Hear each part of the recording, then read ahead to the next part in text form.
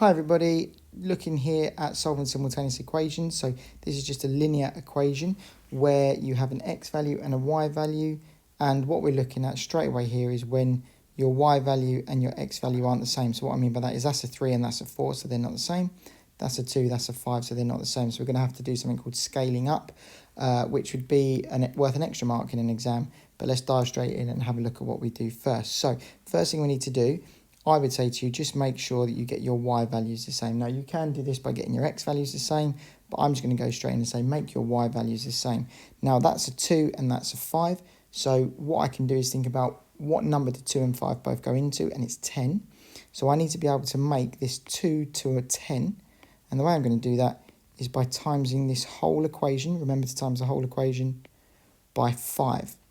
In order for me to make this 5 to a 10, I'm going to actually need to now multiply the whole of this bottom equation by 2.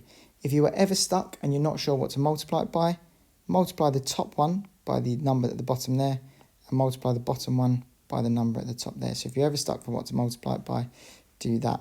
Key thing to remember is when I'm multiplying this whole top equation by 5, each part has to be multiplied by 5. So I'm saying 5 times 3x, which gives me 15x. I'm doing 5 times 2y, which gives me 10y. And I'm doing 5 times 17. So you can either, if it comes up in a paper 1, do your column method like that. So 7 times 5 is 35. Carry a 3. 5 times 1 is 5. Plus your 3. So it'd be 85. So you can do it like that.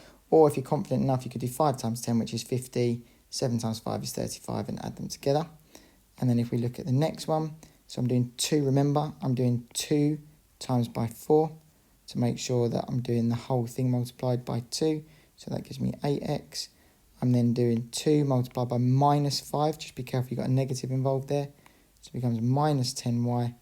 And then I'm doing 38 times by 2, which gives me 76. So that would get you a first mark in an exam.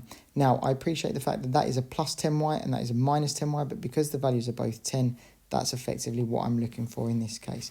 Now, the key kind of terminology here that I like to think about is stop. If the signs are the same, you take away. If the signs are opposite, you plus.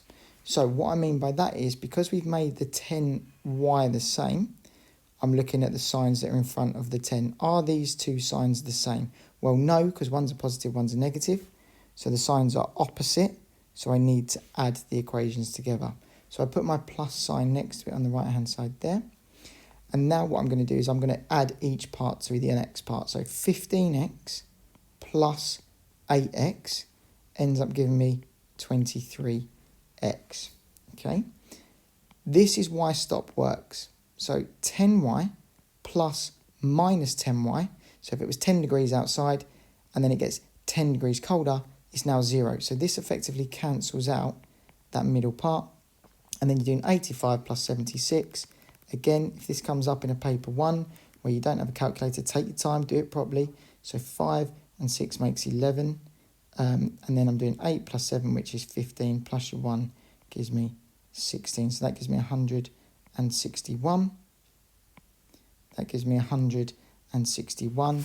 And then your final step here, this goes back to your concept of rearranging. So you've got 23x, and what you're trying to do is get x on its own. So the sum you should be doing is 161 divided by 23, which gives you 7. So x is equal to 7, and you could use bus stop method to work that out if you needed to. So that would be your next mark in the exam. Now remember, with a simultaneous equation, you must have an x value. We're saying x is 7. And we must have a y value. We are still missing that. So now your next step. So we've first of all scaled up. We've made the y's the same. We've now found the value of x by using our stop and then solving. And then from there, we now need to find the value of y. So we now substitute. So I would suggest what you do is you choose the initial first equation that you're given, which was 3x plus 2y equals 17. And you change your x value for 7. Remember that 3x means 3 times x. So it becomes 3 times by 7 plus 2y is equal to 17. Well, I know 3 times 7 is 21, plus 2y equals 17. And now, because we're trying to get y on its own, I need to take this 21 over the other side. Because it's a plus 21 on that left-hand side, when I move it over, it becomes a minus 21. So I'm now doing 2y is equal to 17 minus 21, which gives you minus 4. So be very careful that that is a negative number. You've got a negative 4. And then your final step here, we're trying to get y on its own. So divide by 2 there. So y is equal to minus 2, because minus 4 divided by 2 is minus 2. That is what I'm saying y is equal to. So that's my third mark. Now what I can do is, if you really want to double check to yourself to make sure you are fully correct, is we can then substitute that answer I've just found into this pink equation here. Because I know, so I'm saying 4x minus 5y should give me 38. I'm saying x is 7 and I'm saying y is minus 2. So instead of putting 4x, I can put 4 times by 7, because I'm saying x is 7 and that's 7. Then I'm doing minus 5y, so ignore the minus for a minute, we'll put that back in a second. 5 times y, we're saying y is minus 2, so it becomes 5 times minus 2 is equal to 38. Now, the tricky thing here is that there is a negative in the middle, so we'll sort that out in a second. 4 times 7 is 28. 5 times minus 2 is minus 10, but we've still got this negative to put in there.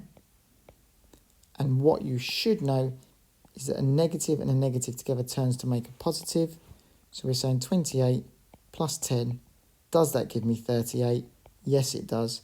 So this phase here of me checking my answer is correct does work. So I know I've just picked up all 3 marks for my simultaneous equation question in an exam. So if you're unsure on any of that, go back, rewatch the video, double check you know what you're doing. So first of all, scale it up, make the y values the same. Find your x value by rearranging the equation. If you're not sure on rearranging equations or solving equations, go back to one of my previous videos and watch solving equations. And then from there, once you've got that value, substitute the value of x back into the equation at the top and then rearrange again to find your y.